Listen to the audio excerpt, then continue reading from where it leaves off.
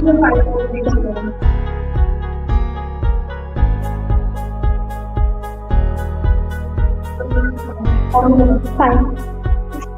4, 3, 2, 1. Okay, let's begin. Take one section and 1, 2, 3, 4, 5, 6, 4, 5, 6. Very first movement, just the jump. Right, so when you jump in Aramandi, the position of the back, the alignment of the back will determine, and the hips, the strength of the hips will determine how forward you come in, right? And then when you move to the next position, make sure that your weight is on the front leg at all times. Namaskar. It is a huge pleasure to have you all join me once again in this online class. It would have ordinarily been a session where all of you would have participated on video, but unfortunately, we're not able to provide that interaction this time around because we've had a very large number of participants who wanted to be involved in this class. So we decided that in this session, we will stream the class view. However, the comments and the questions can be something that you can forward to us throughout the class. So if you see something where you want a clarification or you want me to repeat a thought, please go ahead and type it into the comment section and I will address it towards the end of our class that we have together. Now, this online class is about posture. I had requested a lot of you to fill a form, all of you in fact, to fill a form so you could be part of this class, and I had asked a question regarding posture. And I got a lot of comments on Aramandi, on the turnout of the feet, the position of the hands.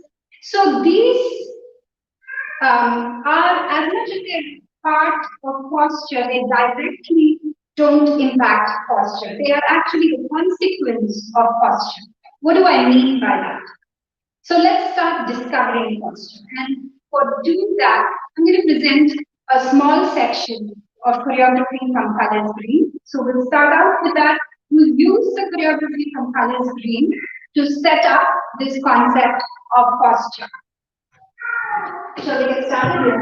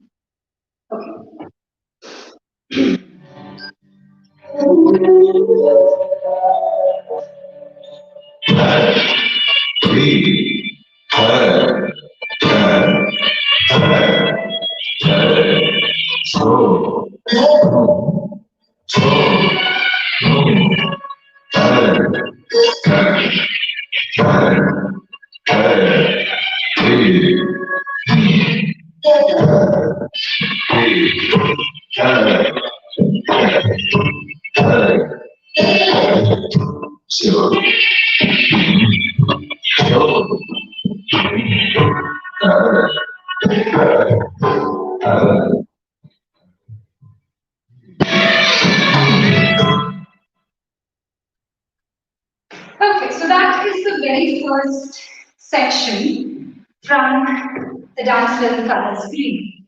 So let's look at what are the elements of posture. So for this, I have my students helping me. Here is Savitha Sastry and Varsha Ravi Prakasha, who joined me in the first section, and you'll see Shubham in a little while. Ready first? Yeah?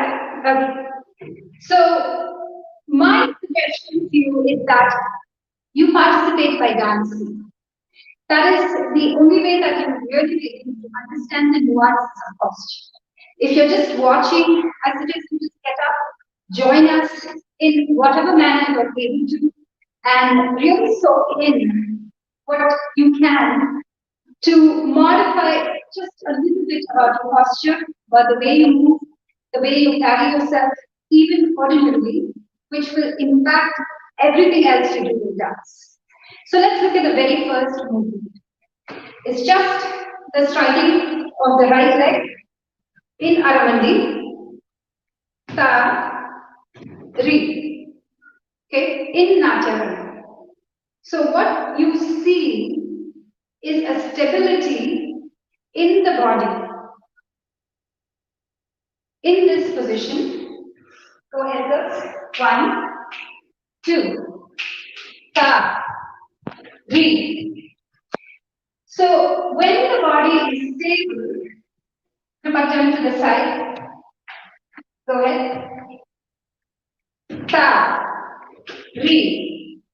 What you're going to see is the position of the hands and the back support her in this movement. When is it not supported?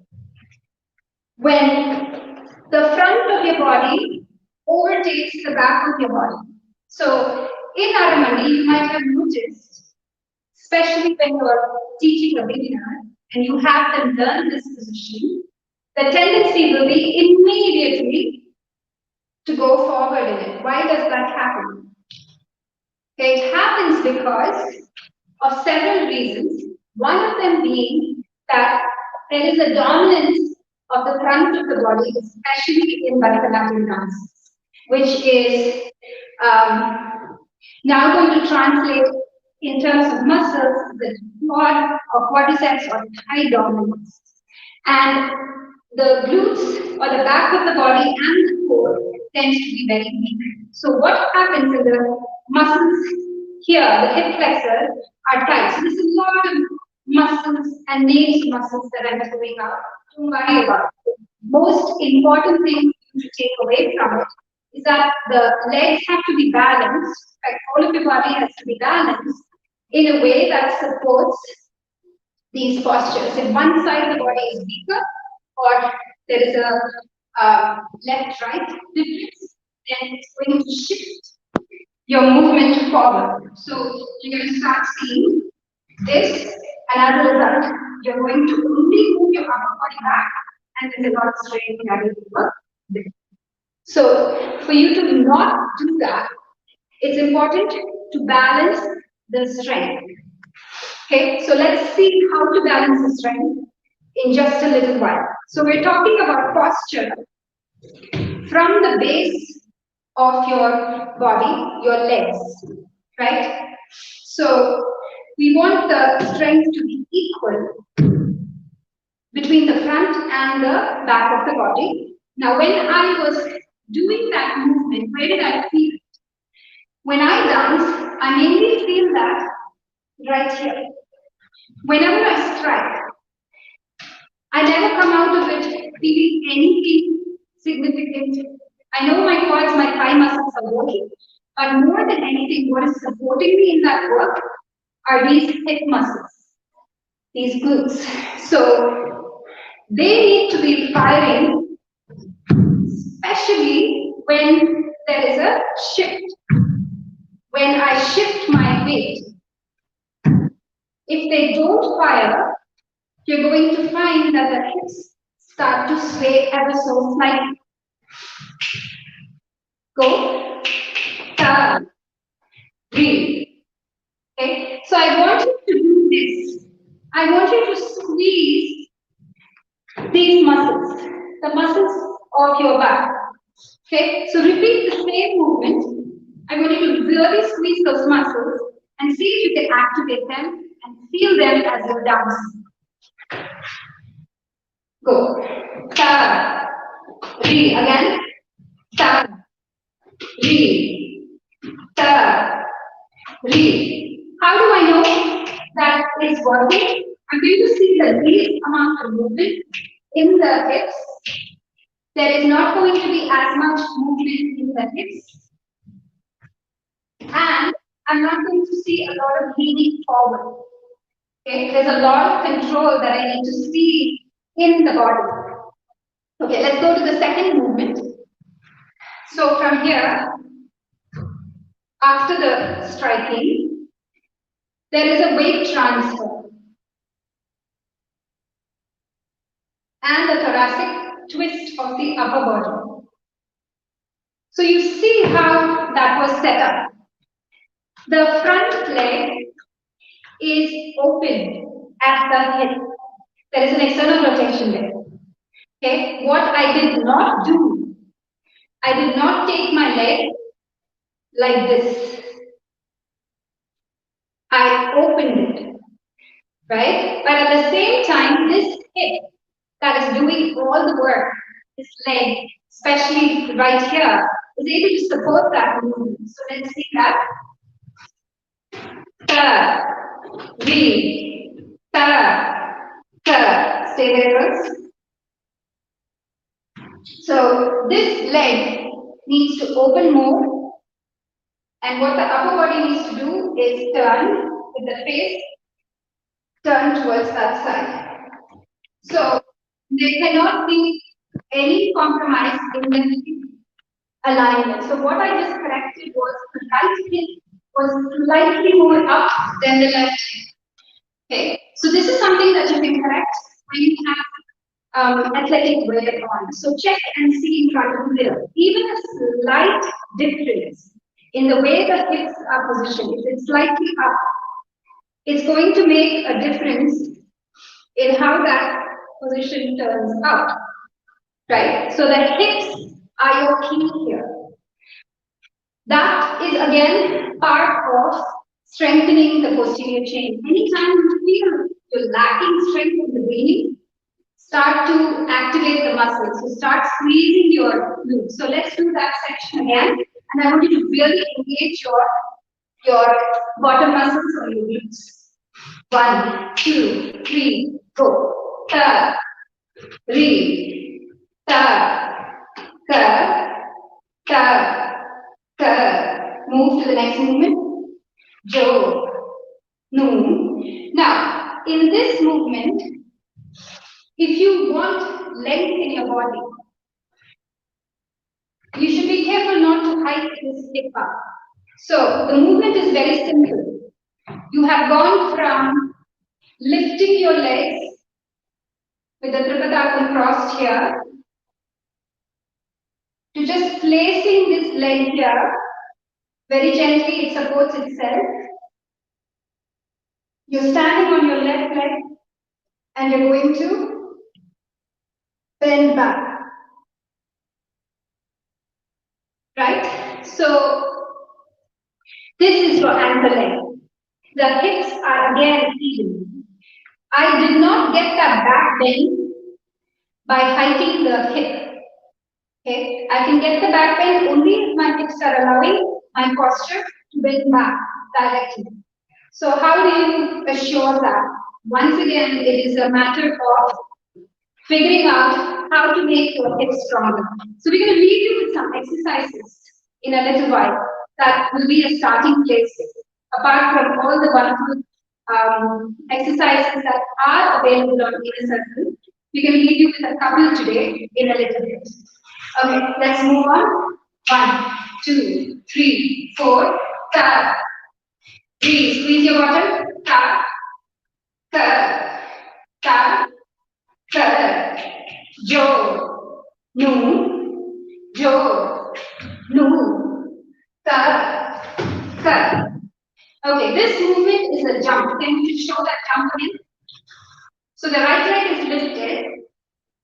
So this orientation needs to be more open there. Okay, from there, jump forward. Don't donkey kick it. Don't kick that movement. It's just a jump so that you land up like that. So from here, you're just going to, that's all it is. Yeah. So in this position, all the weight is in the front leg. I can see my lateral side of this hip firing. My heel is extended in the back to support it, but I'm not using the back leg in any way except to just elongate my body. All the weight is on the front leg. So, and the head is elevated. Okay? Let's try that. From there, leaning back, jump forward. Yeah, head is up. Keep the body long. Okay, so let's analyze how posture plays a huge role in this position. So here, as I said, all the weight is in this leg. Where? Which part of the leg? Well, I feel it mostly in my glutes. The quads or the thigh muscles are working, but where I feel it mostly is in the outside of this leg, because that I feel is the part that is firing the glutes, supporting me in that movement. Now, where does the posture of my torso come in? If my knee moves out, so if there is any collapse in the front of the body, where should the knee track? The knee should track on the second toe. Okay, so your second toe, your knee should be opening. So there has to be a firing of the muscles on the inside to keep the knee going over that. Otherwise, your knee, if it collapses, then everything is tending to go in this direction. So you have to have the knee open, the hips firing, so that the upper body, which I'm going to come to in a little while, is going to start working for you. Yeah. Let's move on. So from there, what's the next movement? Is an extension and a turn, where you sit down on the ground. So I did slightly differently in the dance film because I was working in an open area on mud. So I did not sit down for obvious reasons. I didn't want my sari to be spoiled. So I did it in Aramandi. But the original choreography, the way I had conceived it, has a spin where you sit to the floor. So let me show you how that is done. So after you extend yourself, you're going to reach, your knee is dropping in the back, and you're extending forward. So from this position, I'm going to spin it, and all I'm thinking about is this toe is going to mark the center. Okay? So when that toe marks the center, I'm already in a bend. And all I'm thinking here is how is this hand bisecting my body? So let's talk about upper body here for a minute. So girls, can I see you do that? So they can try it before we go there. Okay. Turn around. Right hand comes forward. Spin it. Now left leg is forward. Point your toe. And then do the switch where you're leaning back and then slowly, ever so slowly, you're going to come up with an abdomen. So once more, let's do that one more time. Spread apart in the fingers. Okay, from there, stretch. Now turn around. And you're going to switch. Okay, so we didn't talk a lot about the upper body. So what was I really doing with my upper body? We only really spoke about this part, right? Which is one of the fulcrums of movement, the hips. The posture of a dancer is determined by the torso. Yeah? So what are the muscles involved? You have all of the muscles of your core, your chest, all of the muscles of your back, the sides of your body. All of that determine how you're going to stand, how you're going to be in any position so that your limbs, your legs, and your hands can move freely. Okay? Unless you get the middle of your body, which is all of this, to hold for you, your limbs will fire any which way they want to, right? For you to get symmetry, for you to get balance, to look like you're just doing movements that are so easy. Every one of those things that all of you want to really comes from mastering posture. So what is it that you need to do to master posture? Well, it is not something that you can just dance over and over again just by putting your mind connection to it and expect all of the changes to happen. Certainly, some amount of it you can change by mind and body connection. What does that mean? To become aware of what needs to be working when. Just as I said, when I'm dancing, where am I feeling it? I'm feeling it largely in these parts, right? If you work really hard at dance class, you go home, you sleep and you wake up the next day, you feel it in your quad, then you haven't engaged your hips. So your thighs are hurting, right? If that is where you're feeling it most of the time, then you really haven't engaged your hips as much as you could. Which means your back, your posterior chain, or your hips are not as strong as they need to be. So you really need to put in a lot of work. So those are cues that you can take for which part of your body is dominant, and you need to balance both front and back. Okay, so let's move on to how I used my upper body. So in this movement, where you see the hands marking the middle, where am I feeling it? I'm feeling it here. Okay. Where am I feeling it apart from the lats? This part of it really engaging. I'm feeling my shoulder blades. And this bone over here is my shoulder blade. Yeah. And what I do all the time is I bring it down. Whenever it is that I feel that a movement is making my body closed, I immediately engage in bringing it down because it opens me up. And what it does is allows me to experience that movement in a very relaxed way. Okay? So it relaxes me to bring my shoulders down.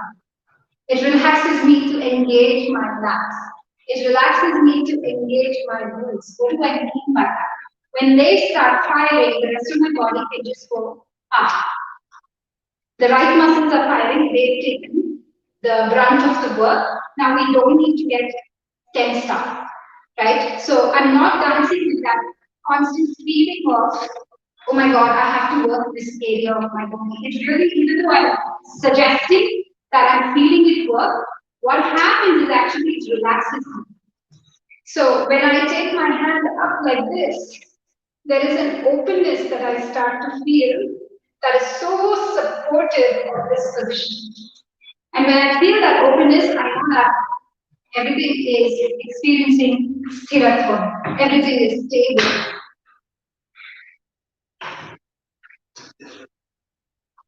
Okay.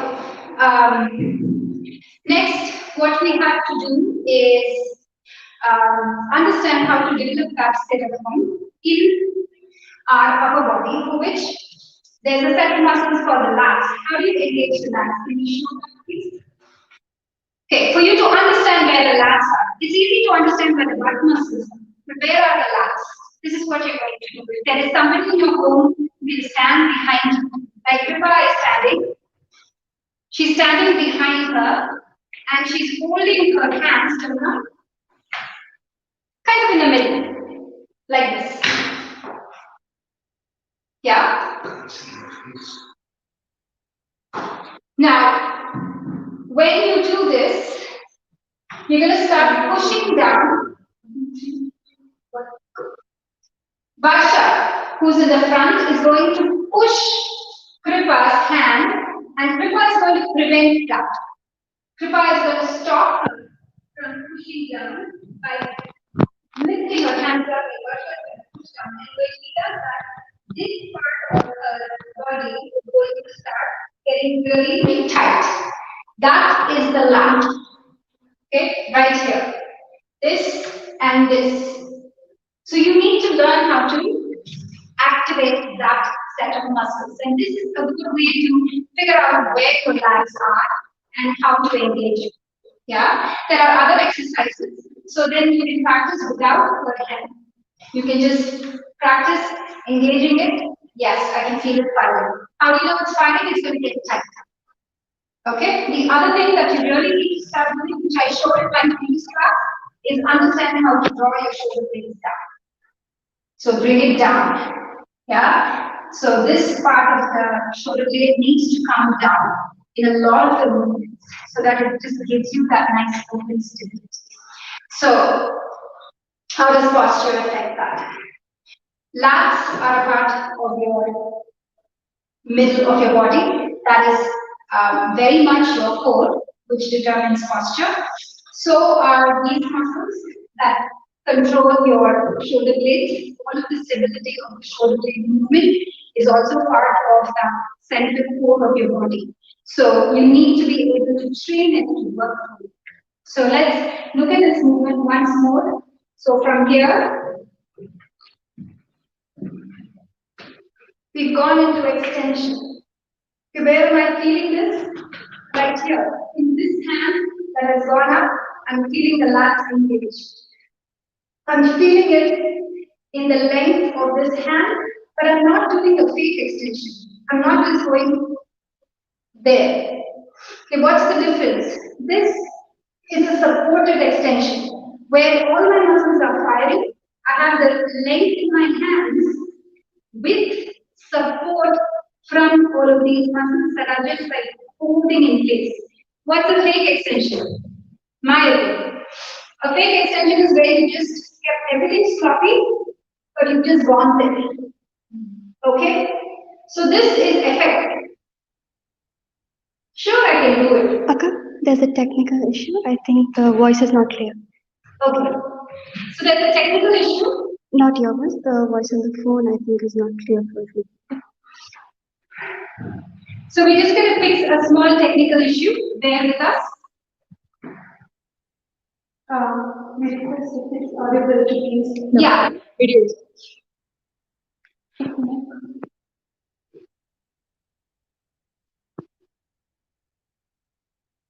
It might be just there in the mouth.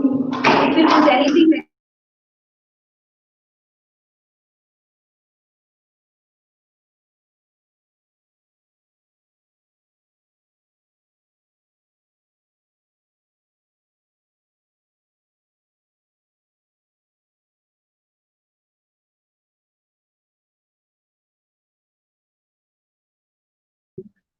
And secondly, focusing on it.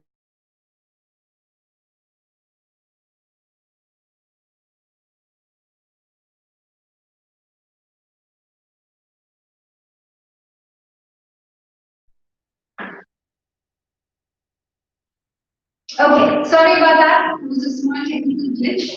Hopefully my audio is better now. So coming back to where I was, giving you hints on extensions. So I can just extend my body without any support from my lats or my muscles of my shoulder blades, and it will look like this. Okay, when I support it, it looks like that.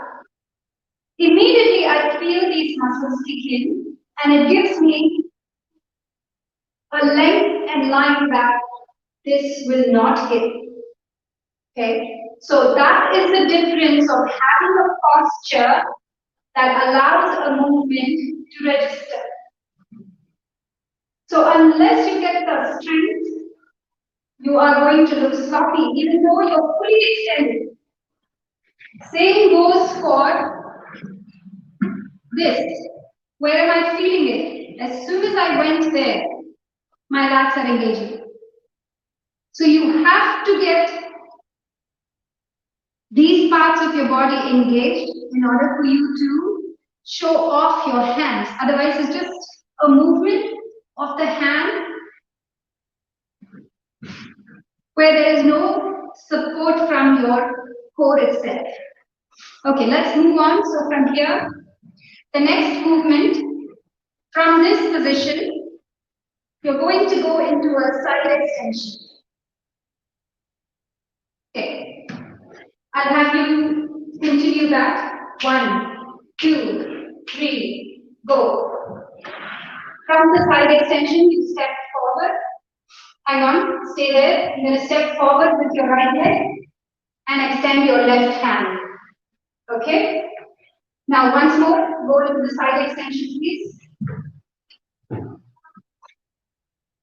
Now, in this side extension, you can't see what this hip is doing. That's what I'm very concerned with. I don't want that hip to come up in an unstable way. When it comes up, lift this up. The body is going to fall forward. Let me demonstrate that. So, when you're in side extension, okay, first thing is this hand needs to not fall forward or be pulled towards any angle. It has to have the same line as your body. The other thing, this hip needs to be able to hold strong. If it starts to go up, just because you want to get that long line and you're like really reaching, you're going to fall forward. Okay? So the line is gone. There's no support in that movement. So what you need to be able to do is get a real strong base. Okay? Engage the glutes. So start squeezing the glutes, and then from there, especially your left glute, which tends to pull up. Start to fire that and get the length in your hand in such a way that it supports your movement. Right there. Okay? Just because you're going for a deep bend, it doesn't mean that you just allow the body to fall. Okay? This is not the movement. And my lats are firing, my shoulder blades are low, only then will I get this neck to go up. From there, I do a quick shift to get up. And the last position of the first speed, my leg almost seems like it just floated up. Why is that? Because I have stability on my left leg. Also, I'm not bending back. Okay? I'm not going back in that movement. My back is absolutely straight.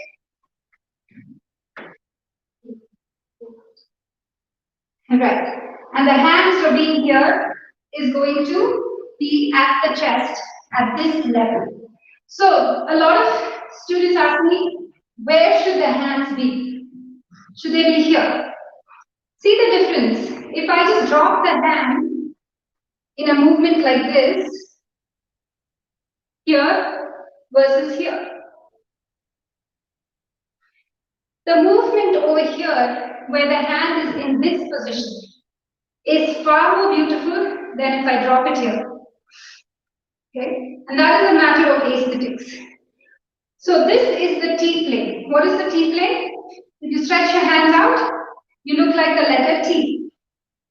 I tend to keep most of my hand gestures when I'm dancing in this plane because it allows for the widest possible length when I bring my elbows in. So I make the widest T with the elbow. Okay, so all my mudras I hold here, not here. When I want to hold something here, there has to be a reason. So unless I'm doing something where I'm showing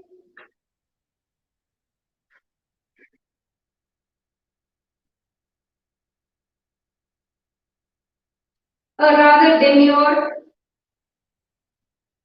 movement. but I need to be here. That will be the time that I work in this place.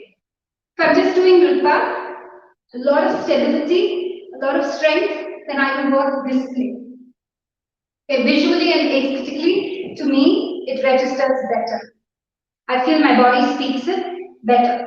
Okay, that is an individual preference that I have, and you can take what you want from it.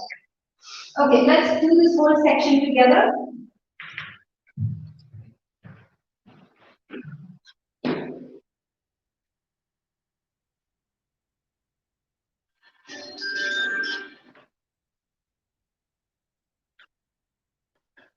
All right.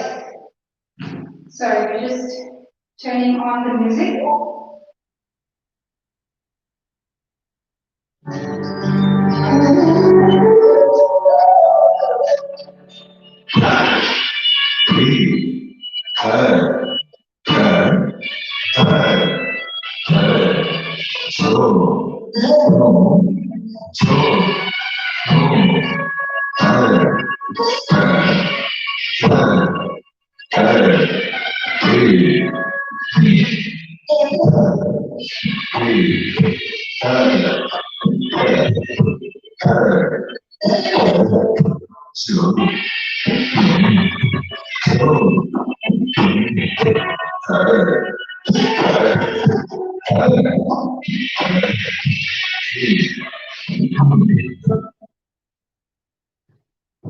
Okay, so we spoke about the glutes, we spoke about the lats, we spoke about the shoulder blade.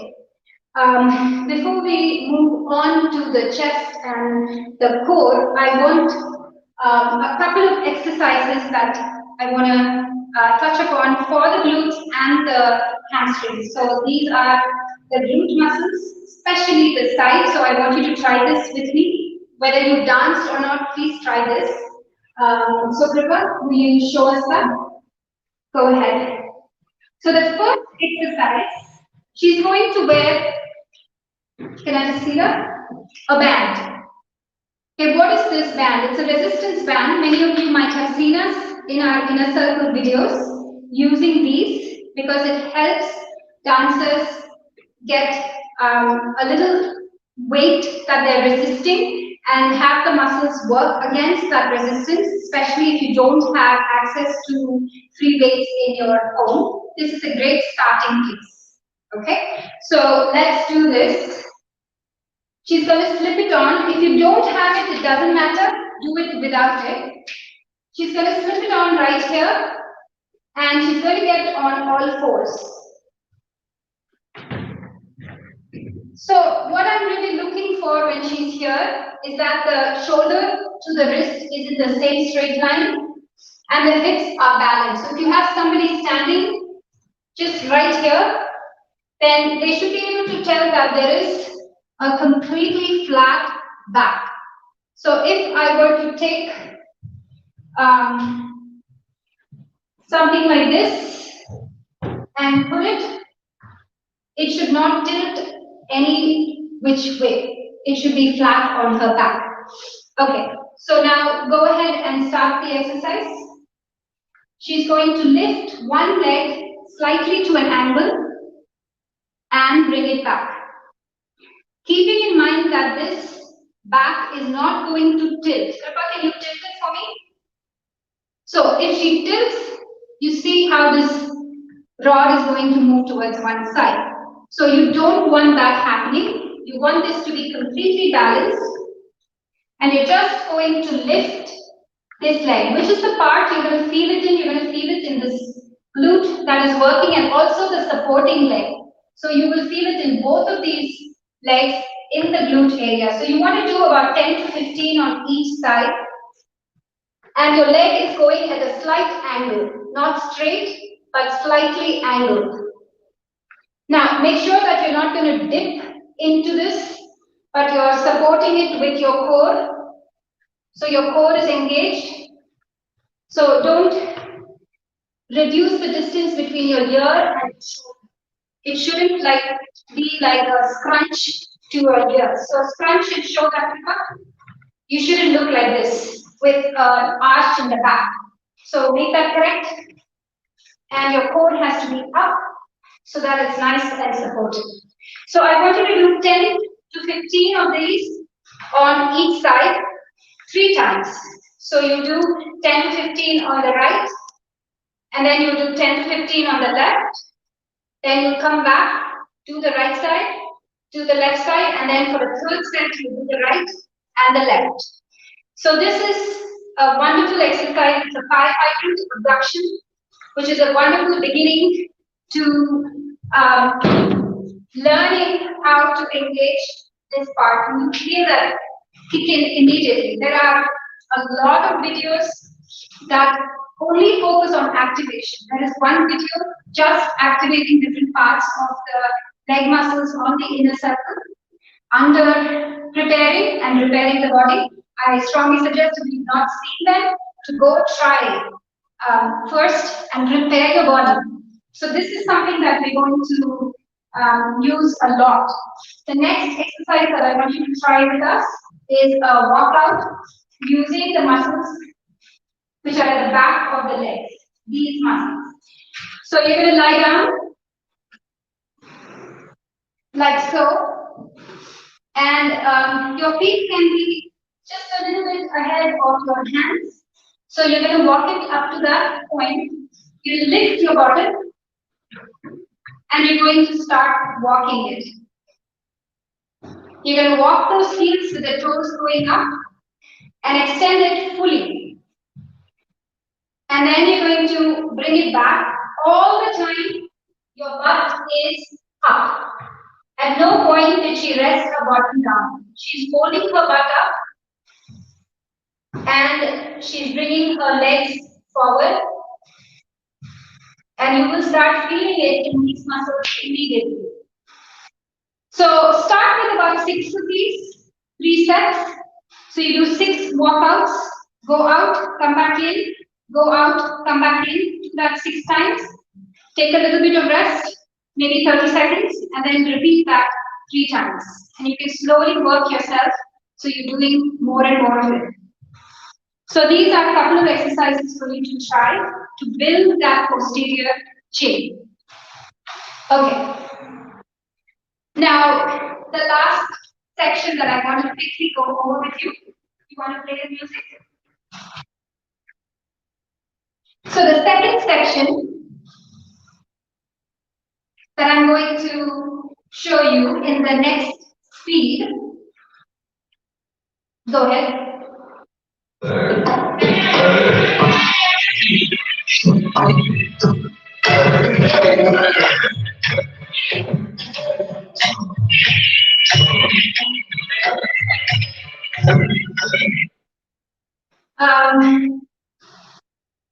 This movement that you just saw me do, ta, re, ta,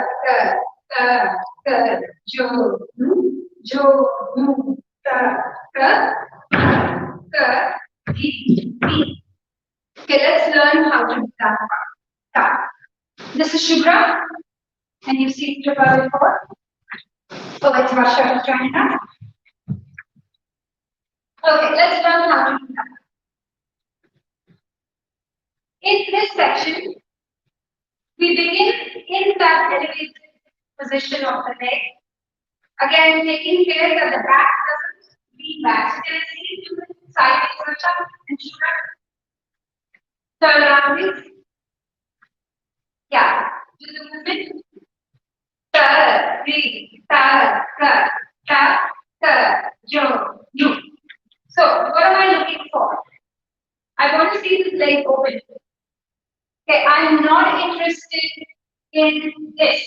Okay, so lift it as high as you can. Lift. Okay, I'm not interested in this. Turn around and do this. Lift it as high as you can. Lift it. Okay, can you go higher? So, when I see a dancer doing this, going for the big, the glory, right? What usually happens is, you see how this hip has gone up? Okay. First of all, this leg is not even open. Okay. This hip will go up in all kinds of ways. The hip flexor right here, these muscles are super tensed up.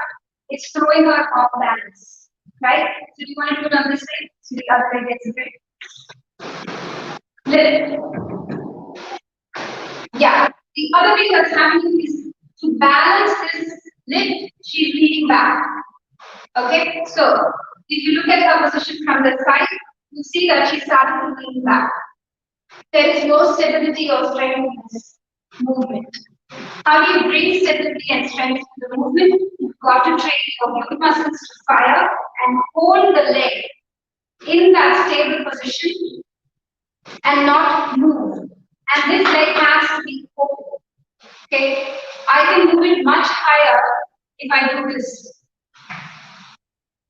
But it's throwing me off. Okay, I can feel my hip flexors straining here. There's no support from the back of the body that's coming. It completely changed the dynamic of the movement. Okay, it made me unsupported. It threw me back.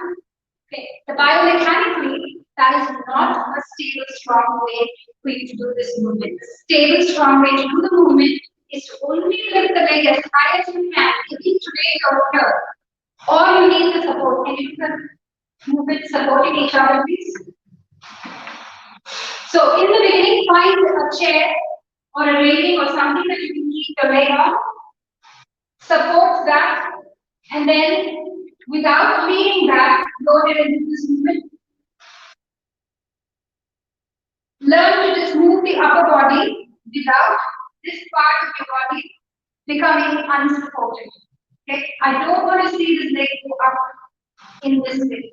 I don't want to see that. I don't want to see the body lean back. I still want to see this leg, the standing leg be your anchor. Okay, the hip of the standing leg be your anchor. Okay. What is the upper body doing? The upper body is basically going into a forward, slight forward bend, and then I'm just extending. Now this hand, you have to be careful again not to drop it. Because if you drop it, you lose the leg. Okay? So I want to see that. Never any tension in the neck. Neck just supports everything that is, the neck is just moving along with everything else. Moving on. So the first, let's do this movement together once, and then move on. 1, 2, 3, 4, 5, 3, 5, 5, jo, no, stay. Okay. I'll talk about the transition in a little while. This is the movement where the face is looking downwards. The body is making, see there, is making these angles. Each of your bodies will look slightly different in it, which is perfectly fine. I want to see that swastika in front or side as close as you can get it. Yeah, right there. So, again, this part of my body is what I feel immediately. If you're feeling this knee, if your knee is pinching in it, kick your glutes to fire a little bit more. Basically means that you're not activating your muscles sufficiently, and so it's going to your knee. Anytime you hit the spot and you feel that pinching in your knee, right? I would suggest you open yourself a little bit more with the muscles here, helping you to open your Aramandi a little bit more and start using your glutes. Okay. Now let's do the transition.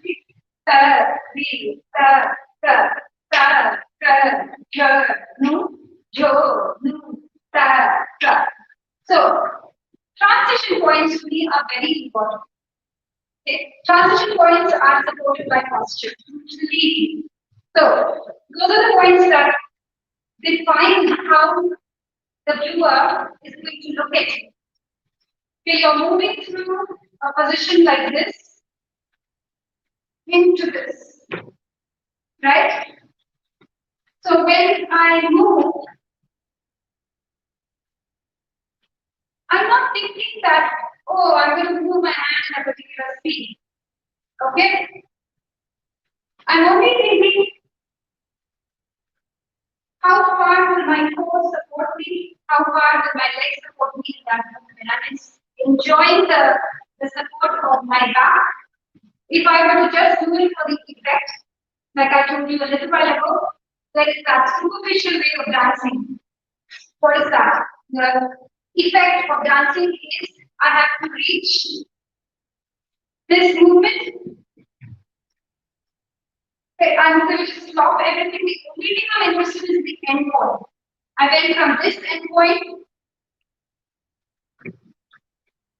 to this end point, right? So when I work from end point to end point and I forget the transition, I've forgotten to engage anything in my core with my posture supported, then the dance becomes to me a lot more superficial. And when you get into that mode of dancing, where your posture is not supporting you, which is working end point to end point, then your canvas starts to become limited because you're only reaching for the ends. So there's so much of substance and meat in between that you're losing yourself to. So what happens is I can modulate this movement depending on the character, right? So if I want this to be anything related to that character experiencing a shift, I can modulate it because I know where my control points are, right? I'm not looking at, okay, I'm just going to go from here and I'm going to go to this. No. I'm looking at where are the control points, what is the move. So there's a lot of difference in what you dial. If you just always dial at the ends of your limbs, then you've lost out on a lot of that nuanced dancing. How Nrtta starts to speak is through the middle of your body, not through the ends of it alone. The ends are important because they're extensions of the middle of your body. The final point in your posture that I want to mention is your chest. The chest needs to always be held in a way that your floating ribs, these ribs are not collapsed. Okay, so if I were to keep my hands here, right now, I'm standing straight, but this part is not in its full extension.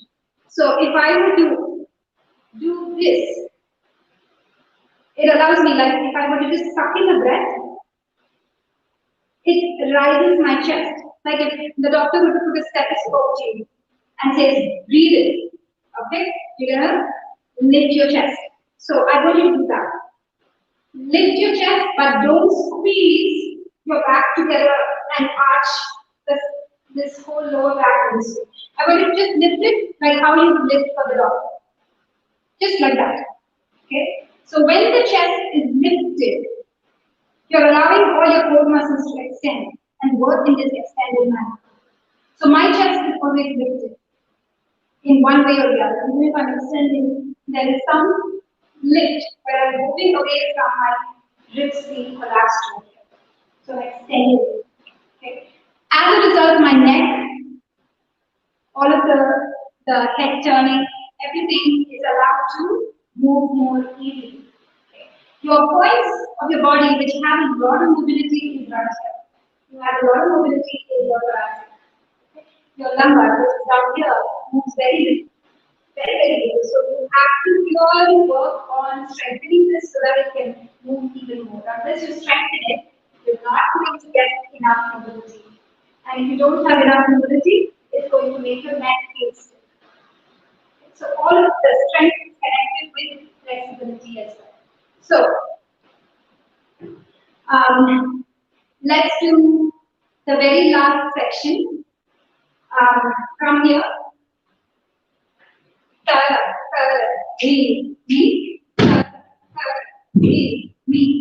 so this movement, after you finish the pose, is just 1, 2, 3, 4. So the legs are 1, 2, 3, 4. Practically. So it goes 1, 2, 3, 4. So I leave you in Nrtta where we started, except this time around, the Tripataka is held up. There are videos on the Nrtta on how to achieve the Nrtta of your choice that are on the inner circle under mastering technique. We are putting up videos constantly on others. I strongly suggest you go look at those videos as well as pay close attention to preparing the body. There are a lot of videos that we've already got there that we will be putting on for you. Now, core. I didn't speak about the core as such. But through all of this, if the core doesn't support, nothing is possible, right? So core is in the back as well as in the front. So specifically, the muscles of the abdomen. It's very important to have them support you. Shubhra, can you demonstrate a couple of exercises that our viewers can try? So here is something that you can try, which is a shoulder tap. So she is in a position called plank. So in plank, the shoulder and wrist make a straight line, and the butt is not going to be too much, it's not going to be there, and it's not going to be there. It's going to be supported, making one long line from the shoulder all the way to the heel. So can you proceed it up? So support this? Yes, much better. Now in this position, nothing is going to move, and she's going to tap her shoulder with the opposite hand. So tap the shoulder and bring it back. So same principle. When she is in this shoulder tap, I'm going to put this on her back. Now this cannot move. Go ahead.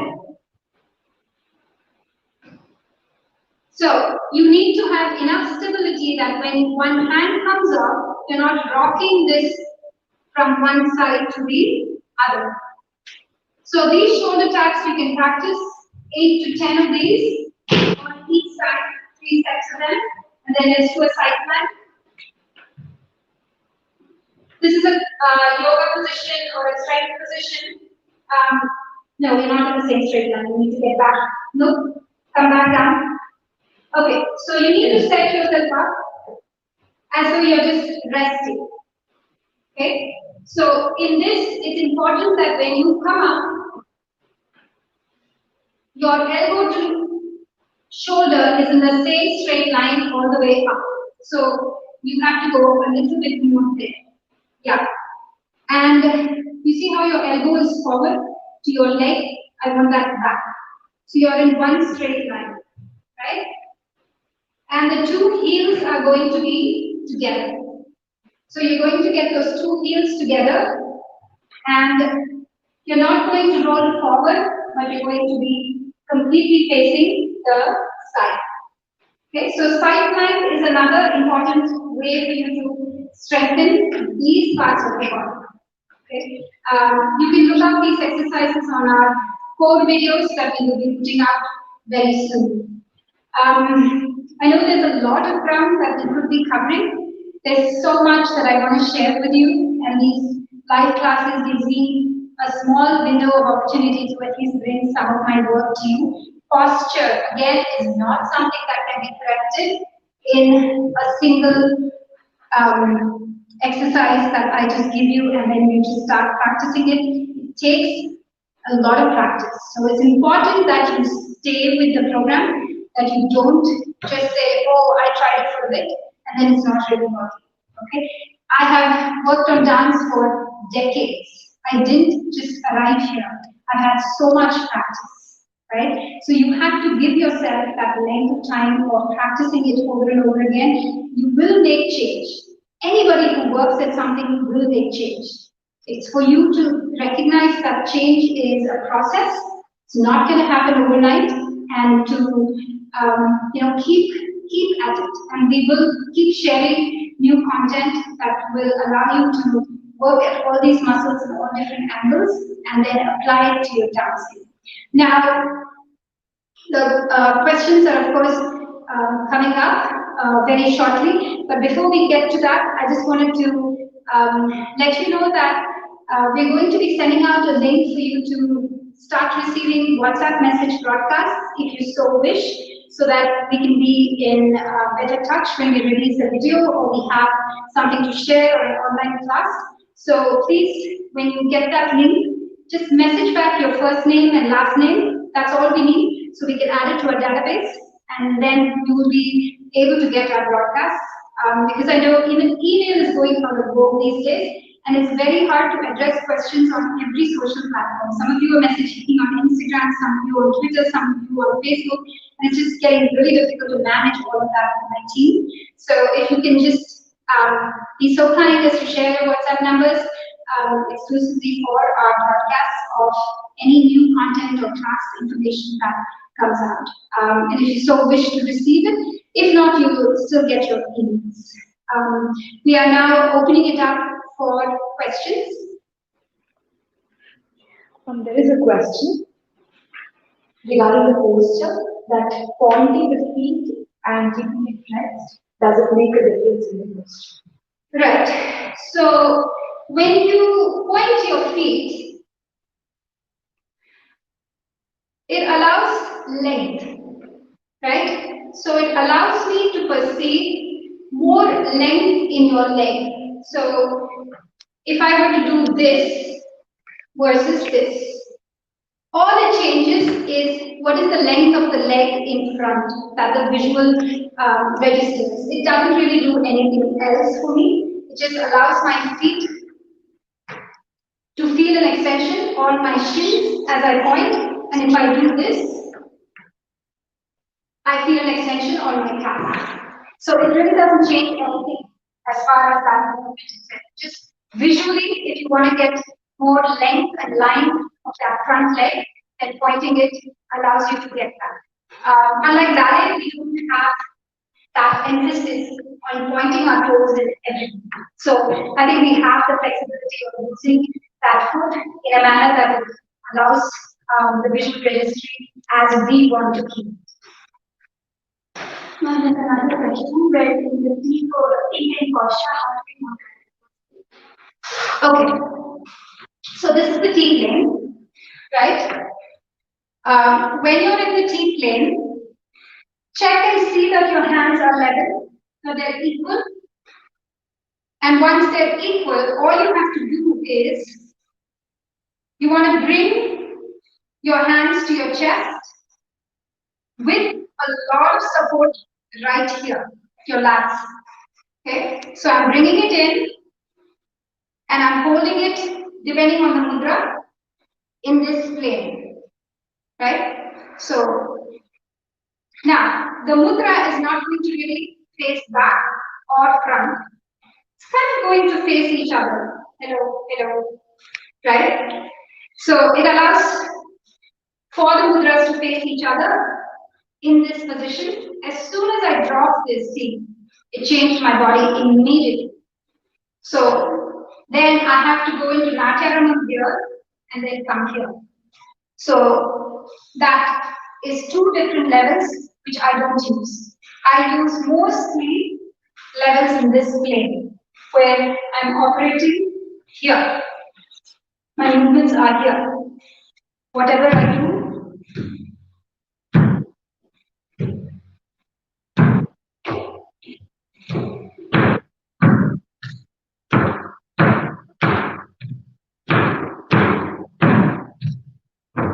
right? So everything I was doing was in this plane. Go ahead. Actually, as small clarifications, people have doubts on where to post their questions. So it will be, you have to post it on the same comment section in the same link where we are broadcasting online. Okay, so under the YouTube link, Yeah. Live chat. under that is a live chat button. Is that right? Yes. Okay, so if you were to look at your screen, you'll see a comment section or a live chat button. You want to click that, and then you'll be able to post your comment or question from that. Okay. So the question is how to maintain the heat up for certain poses and during the movements. And heel are open. Heel. Okay. So I do not dance with my toes going out. Okay. This will, if I were to open my feet any more than here, this is where I dance. Why is that? Because in this position, I feel this point, this point, this point, all of these points supporting me firmly. Okay? That is the limit of where my feet need to be. I don't need to dance with the feet going out like that. There is a very wrong notion that the turnout starts here. Turnout does not start here. Okay? Turnout starts in various parts of your legs, but the biggest part is right here. Okay, and you need enough ankle mobility to be able to do it. So this is all something I've covered under the Aramandi part 4. There are 4 parts under the art of Aramandi. I've covered each one of these, how to get that turned out. And so from here, if you want your heel up, again, this is all posterior chain. I'm feeling my calves working, right? You need to strengthen your calf muscles a lot. There are a lot of exercises for strengthening calf muscles. Please look under the activation exercises which comes with the art of Aramandi. There's one exercise that I've shared with you. Okay, it's very important that you get your calf strengthened. So, for you to be able to do this, where you will have trouble is in transition. When you change the weight, this heel should still be able to stay up, right? That is where you will have trouble. Why is that? Because this glute is not firing properly, or the calves are not strong enough. So this is like you're running a fever, but the problem is a virus, right? So you're trying to solve the symptom, which is your heel is not staying up. There is no muscle here that I can build for you that will suddenly make your heel better. You have to go back and work these muscles, right? So the diet always is in these parts of the body. So get this strong, then your heels will stay up, regardless of what movement it is that you're doing. So if you want that nice taigi or whatever it is that you are looking for, because today's world is all about trying to do dance in ways that are athletic. That's what the universe of dance is calling for right now. So if that is your calling, then you want to get that heel up in that taigi. You have to strengthen your glutes.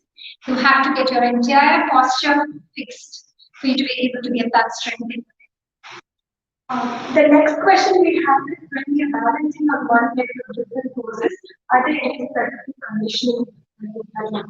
Absolutely. So balance is a series that people put out, but to begin that work, balance is a function of your entire body working in synchrony, where you're able to take the weight on one side of the body, and there is no disturbance. You can do anything, right? So anything could be happening with your body, and your leg is just able to float up. You could be doing anything with your hands. So, for you to get that level of control in your body, your middle of your body, your core, your back, your glutes, all of them have to come. There is not like one thing. Something that we use a lot of, and on the fourth side of the talk, is we do exercises for balance. When I put out a video for it, and we use something called a prone pack, right? So this just makes it very unstable. So this is nice hard ground. This is soft. So if I were to take an exercise Just a simple exercise of the leg going to the side. Basically a standing version of your first exercise that you learned, the firefighting. Okay. As soon as I start doing this on the balance pad, my legs will start going gara gara if I'm not strong enough. Okay. So that gara gara will cue your proprioception, will cue your balance triggers. Right? So that is something that apart from your muscles, your nerves also and your sensory parts of your nervous system have to fire. So for that, the balance pad becomes a very important tool. So we will be introducing a video on balance. It is my intention to make this video shortly and put it up for you under preparing and preparing the body. So the next question is what muscles are supposed to be activated during the time when you are what muscles are activated? See, in terms of muscles, where am I feeling it? When I dance it, I feel my hamstrings. I feel the lateral part of this glute firing. I'm feeling my calves. In movement, you will not really use your quads except isometrically. So it's only isometric, which is basically you're only in one position, but you're really using the back of your legs. All parts of the back of your legs should be engaged. Okay. Yeah, maybe we'll just take a couple of questions. We've gone over a little bit. So the next question is when we're teaching kids or for the beginner level, how do we teach them the posture?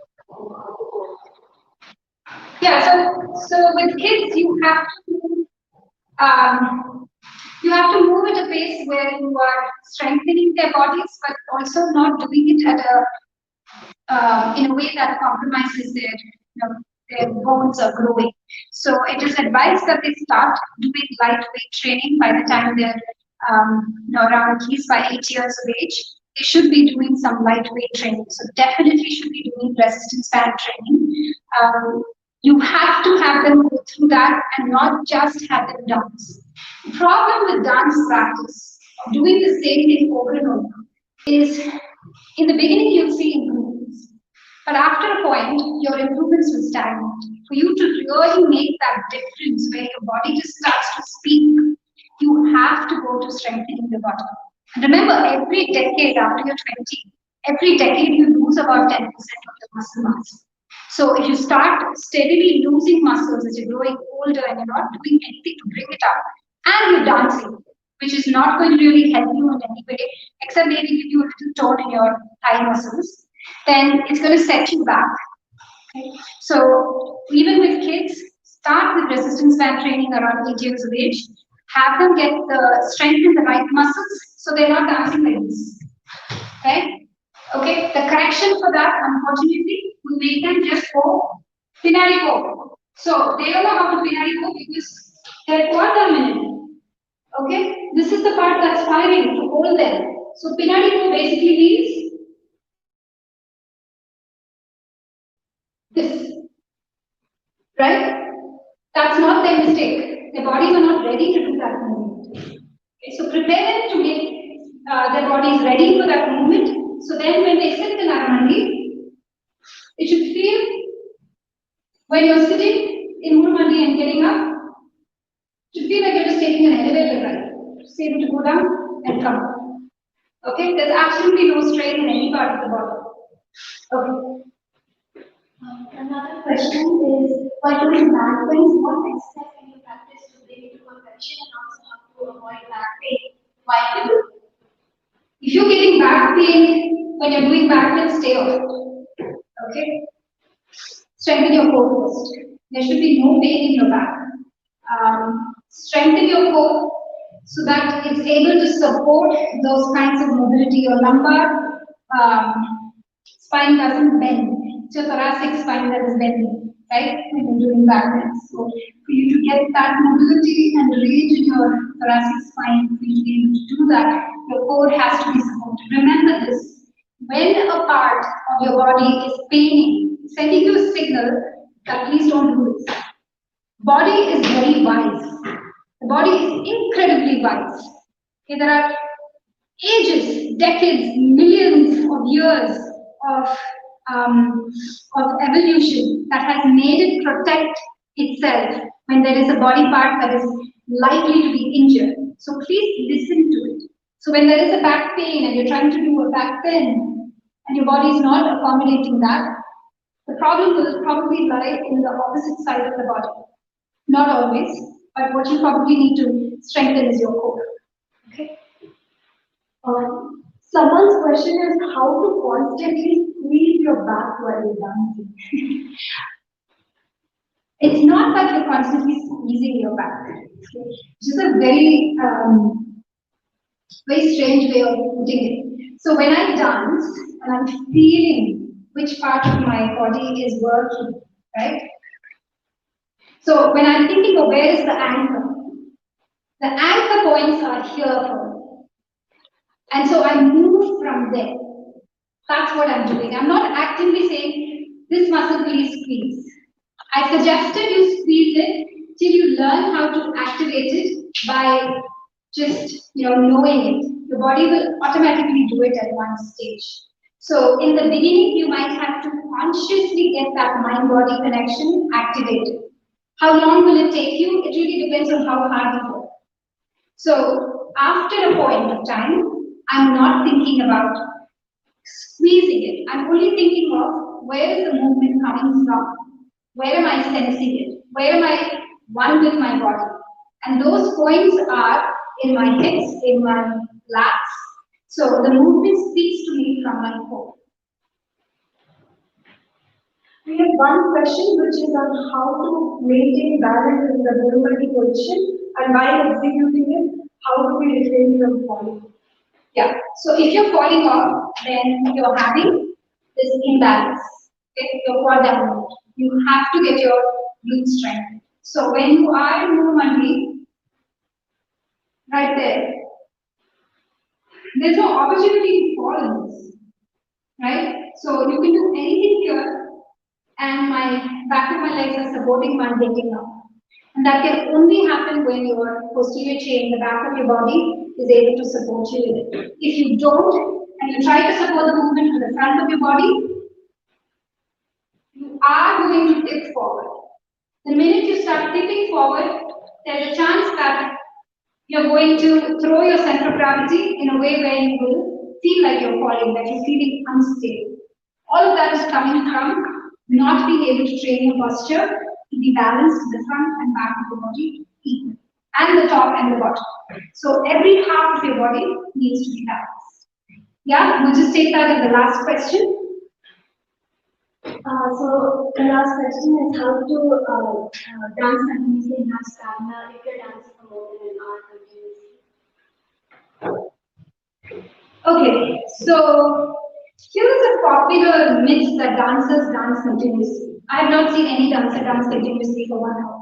Okay, dancing continuously, Nrtta, for 1 hour in Aramandi is not possible because it's not something that you have resources for, right? So you get breaks. Even in Nrtta, you're walking around. So these are all breaks for your body, right? You're moving in ways where you're doing abhinaya, you're doing different things other than sitting in Aramandi. So we talk about stamina, and you're talking about dancing for 1 hour.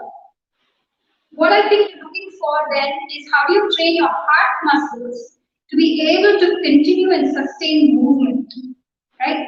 It's not really the Aramandi and the dancing, that comes as intervals. So there will be a section of it where you're doing like some real strong Aramandi movements, then you're walking around, you're doing abhinaya, then you're doing another bit. So your heart needs to understand how to recover from those fast-paced movements.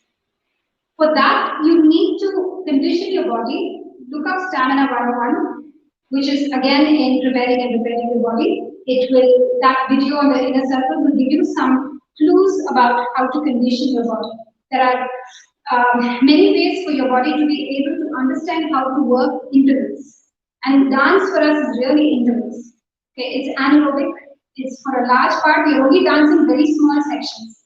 It's not really aerobic. Okay, so for those of you that understand that term, you can look it up. So you have to sort of train your body for that kind of work, then you'll be able to sustain it. Okay, my last question. So, Topper, there are quite a few questions based on how to warm up our body. So, they are asking on a daily average when we are practicing dance, how much time before a dance practice we should spend on warming up, and do you have any warm up recommendations? Okay, so yeah, so warm-ups have to be dynamic. So you have to have a way of warming up those muscles that you're going to use in dance, right? So a lot of my warm-ups I spend for my legs and my middle of my body. My limbs, okay, if I feel like, this part I worked out really hard, my shoulders are pinching, so then I warm that up extra. If I'm feeling very tired because I've done a lot of strength the previous day, I'll do a much longer warm-up session. If not, I will do a warm-up, say for about 10-15 minutes, and that's it, right? So what does a warm-up involve? It involves like a bunch of dynamic movements that allow me to get to a lot of those leg muscles and my entire core. What I probably need to do for you guys is put up one of those videos. Yeah. So we'll put up a warm-up routine for before dancing, just so that you get an idea. I don't do the same warm-up all the time. It really depends on what I did the previous day, but we'll try to figure out a sort of catch-all sort of warm-up that will help you get started and put that up pretty smooth on the inner side of the thing. Yeah? You're not gonna let it. Okay, so you want to see the dance once? Sure. Go ahead. Let's wrap up by just looking at the dance. By the way, this dance is also on YouTube.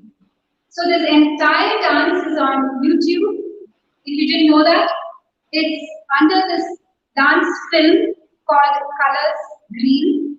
You can find it on YouTube under my channel, Savitha Sastry. The entire dance is there for you to see, watch, and try different sections. You've got an idea of it from the first section.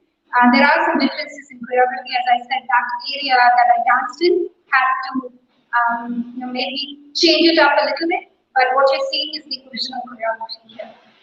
Let's end with them dancing it with you one more time.